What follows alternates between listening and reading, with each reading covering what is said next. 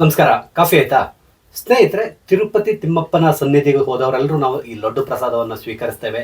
ಆದರೆ ಮೊನ್ನೆ ಚಂದ್ರಬಾಬು ನಾಯ್ಡು ಅವರು ಕೊಟ್ಟಿರುವಂಥ ಹೇಳಿಕೆಯ ನಂತರ ಎಲ್ಲ ಸಮಸ್ತ ಹಿಂದೂಗಳಿಗೂ ಕೂಡ ಒಂದು ರೀತಿ ಆಘಾತ ಉಂಟಾಗಿದೆ ಅಂತೇಳಿ ಹೇಳ್ಬೋದು. ಅದೇನಂತ ಹೇಳಿದರೆ, ಲಡ್ಡು ಪ್ರಸಾದದಲ್ಲಿ ಈಗ ಅಂದ್ರೆ ಅವರು ಲ್ಯಾಬ್ ಟೆಸ್ಟ್ಗಳು ಕಳಿಸಿದ್ರಂತೆ, ಅದರ ರಿಪೋರ್ಟ್ ಬಂದಿದೆ. ಇದರ ಪ್ರಕಾರ ಈ ಹಿಂದಿನ ಸರ್ಕಾರ ಅಂದರೆ ಜಗನ್ಮೋಹನ್ ರೆಡ್ಡಿ ಅವರ ಸರ್ಕಾರ ಈ ಲಡ್ಡು ಪ್ರಸಾದದಲ್ಲಿ ದನ ಮತ್ತು ಹಂದಿಯ ಕೊಬ್ಬು, ಅದೇ ರೀತಿಯಲ್ಲಿ ಮೀನಿನ ಎಣ್ಣೆಯನ್ನು ಉಪಯೋಗಿಸಿದ್ದಾರೆ ಅಂತೇಳಿ ರಿಪೋರ್ಟ್ ಬಂದಿದೆ ಅಂತ ಹೇಳಿದರು. ಇದು ಖಂಡಿತವಾಗಿಯೂ ಬಹಳಷ್ಟು ಆಘಾತಕಾರಿಯಾದಂಥ ವಿಷಯ. ಯಾಕಂದ್ರೆ ಕೋಟ್ಯಾಂತರ ಜನರು ತಿರುಪತಿ ತಿಮ್ಮಪ್ಪನ ದರ್ಶನಕ್ಕೆ ಹೋಗ್ತಾರೆ, ಅದೇ ರೀತಿಯಲ್ಲಿ ಲಡ್ಡು ಪ್ರಸಾದವನ್ನು ತಗೊಂಡೇ ಬರ್ತಾರೆ. ಲಡ್ಡು ಪ್ರಸಾದ ತಿನ್ನೋದೇ ಇರುವ ಭಕ್ತ ಯಾರು ಇಲ್ಲ ಅಂತಲೇ ಹೇಳ್ಬೋದು. ಈ ರೀತಿ ಇರುವಾಗ ಎಲ್ಲರೂ ಭಕ್ತಿನ ತಗೊಂಡು ಬರುವಂತಹ ಪ್ರಸಾದದಲ್ಲಿ ಈ ರೀತಿ ದನ, ಹಂದಿಯ ಕೊಬ್ಬು ಮತ್ತು ಮೀನಿನ ಎಣ್ಣೆ ಈ ರೀತಿ ಮಿಕ್ಸ್ ಮಾಡಿ ಇವರು ಪ್ರಸಾದವನ್ನು ತಯಾರು ಮಾಡ್ತಾ ಇದ್ದಾರೆ. ಅದು ಒಂದು ಪುಣ್ಯ ಕ್ಷೇತ್ರದಲ್ಲಿ. ತಿರುಪತಿ ಕ್ಷೇತ್ರದ ಬಗ್ಗೆ ನಿಮ್ಗೆಲ್ರಿಗೂ ಚೆನ್ನಾಗಿ ಗೊತ್ತಿದೆ. ಅತ್ಯಂತ ಪುಣ್ಯ ಕ್ಷೇತ್ರ ಅದು. ನಮ್ಮ ಹಿಂದೂಗಳಿಗಂತೂ ಎಲ್ಲರೂ ಅಷ್ಟೇ ಅತ್ಯಂತ ಭಕ್ತಿ ಭಾವದಿಂದ ಅಲ್ಲಿ ಹೋಗ್ತಾರೆ. ತುಂಬ ಕಷ್ಟಪಟ್ಟು ಕೂಡ ಹೋಗ್ತಾರೆ. ನಿಮ್ಗೆ ಗೊತ್ತಿದೆ, ಅಲ್ಲಿ ಹೋದಾಗ ಎಷ್ಟೊತ್ತು ಕಾಯ್ಬೇಕಾಗ್ತದೆ ದರ್ಶನಕ್ಕೆ, ಅಲ್ಲಿ ಕ್ಯೂ, ಇದೆಲ್ಲದು ನಿಮ್ಗೆ ಗೊತ್ತಿದೆ. ಅಂದ್ರೆ ಆದರೂ ಕೂಡ ಬಹಳ ಕಷ್ಟಪಟ್ಟಾದರೂ ಅಲ್ಲಿ ಹೋಗಿ ಬರ್ತಾರೆ. ಜೀವನದಲ್ಲಿ ಒಮ್ಮೆ ಆದರೂ ಹೋಗಿ ಬಂದಿರ್ತಾರೆ. ಅದೇ ರೀತಿಯಲ್ಲಿ ಒಮ್ಮೆ ಪ್ರಸಾದ ತಗೊಂಡು ಬಂದ್ರೆ ಅದು ಊರು ತುಂಬ ಹಂಚುತ್ತಾರೆ.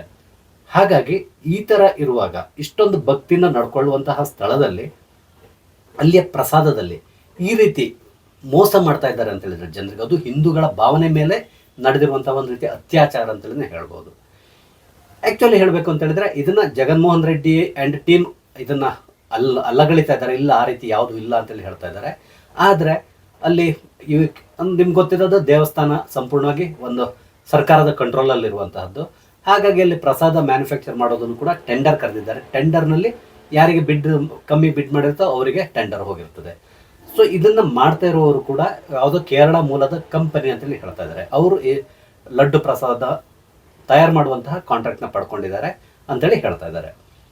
ಈ ರೀತಿ ಇರುವಾಗ ನಿಮ್ಗೆ ಗೊತ್ತಿದೆ, ಕೇರಳ ಅದನ್ನು ನಡೆಸ್ತಾ ಇರೋರು ಕೂಡ ಕ್ರಿಶ್ಚಿಯನ್ಸ್ ಅಂತೇಳಿ ಹೇಳ್ತಾರೆ.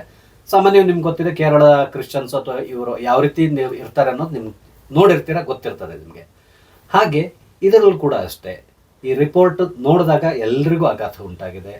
ದೇಶಾದ್ಯಂತ ಪ್ರತಿಯೊಬ್ಬರು ಕೂಡ ಇದನ್ನು ಖಂಡಿಸ್ತಾ ಇದ್ದಾರೆ. ಆದರೆ ಒಂದು ಹೇಳ್ತೇನೆ, ಬರೀ ಖಂಡನೆಯಿಂದ ಯಾವುದೇ ರೀತಿಯ ಕೆಲಸ ಆಗಲ್ಲ.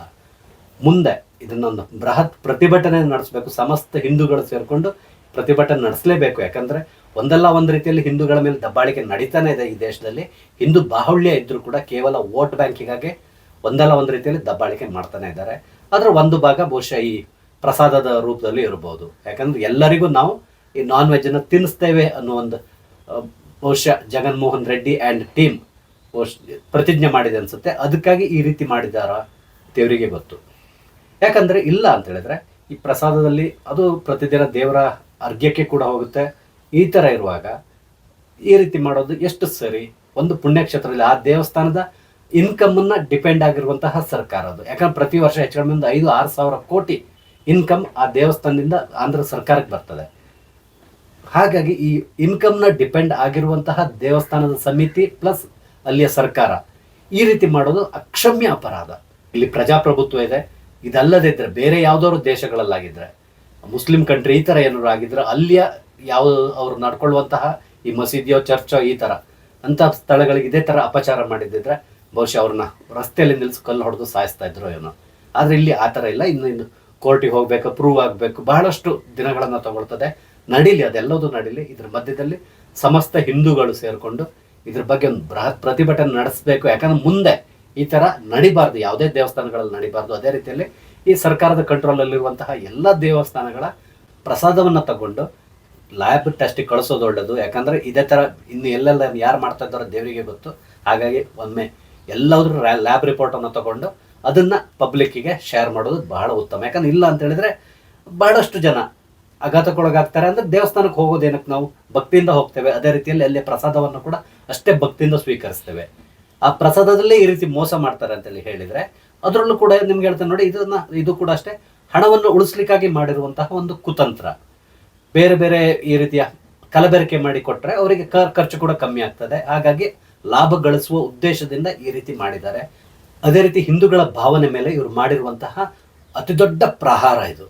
ಇದಕ್ಕೆ ಸಂಬಂಧಪಟ್ಟ ಹಾಗೆ ಅಲ್ಲಿಯ ಸರ್ಕಾರ ಕೂಡ ಸರಿಯಾದ ಕ್ರಮ ತಗೊಳ್ಳಿ, ಅದೇ ರೀತಿಯಲ್ಲಿ ಸರಿಯಾದ ರೀತಿಯಲ್ಲಿ ಎನ್ಕ್ವೈರಿ ಮಾಡಿ ಇದು ಯಾಕೆ ಈ ಥರ ಆಯಿತು, ಇದರ ಹಿಂದಿರುವವರು ಯಾರು, ಎಲ್ಲರನ್ನೂ ಶಿಕ್ಷಿಸುವಂತೆ ಆ ಸರ್ಕಾರ, ಅಲ್ಲಿಯ ಸರ್ಕಾರ ಕ್ರಮ ಕೈಗೊಳ್ಳಬೇಕು. ಅದೇ ರೀತಿಯಲ್ಲಿ ನಮ್ಮ ರಾಜ್ಯದಲ್ಲಿರುವಂತಹ ದೇವಸ್ಥಾನಗಳಲ್ಲೂ ಕೂಡ ಪ್ರಸಾದದ ಗುಣಮಟ್ಟದ ಬಗ್ಗೆ ಕೂಡ ಒಂದು ತನಿಖೆ ನಡೆಸೋದು ತುಂಬ ಒಳ್ಳೆಯದು ಅನಿಸ್ತದೆ. ಈ ವಿಡಿಯೋನ ಹೆಚ್ಚು ಹೆಚ್ಚು ಹಿಂದೂ ಬಾಂಧವರಿಗೆ ನೀವು ಶೇರ್ ಮಾಡಿ, ಅದೇ ರೀತಿಯಲ್ಲಿ ಅವರಿಗೂ ಕೂಡ ಇಲ್ಲಿ ಏನು ನಡೀತಾ ಇದೆ ತಿರುಪತಿಯಲ್ಲಿ ಅನ್ನೋದು ಗೊತ್ತಾಗಲಿ. ಹಾಗೆ ನನ್ನ ಚಾನಲ್ ಸಬ್ಸ್ಕ್ರೈಬ್ ಮಾಡಿ, ಸಪೋರ್ಟ್ ಮಾಡಿ. Thank you. ಜೈ ಹಿಂದ್.